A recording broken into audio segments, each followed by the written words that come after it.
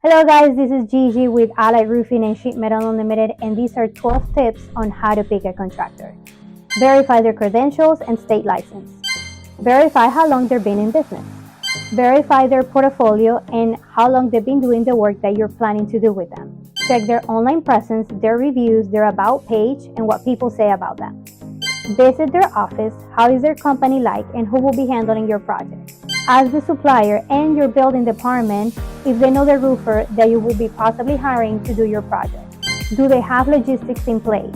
Have you seen them on your neighborhood? Do the people around you know them?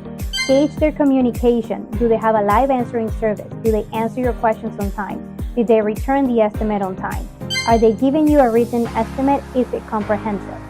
Have they offered optional upgrades to enhance your roofing system? Have you checked the qualifier and the company on some days that work? Have you checked their warranty? If it's too good to be true, it probably is. So check their warranty and what are their terms.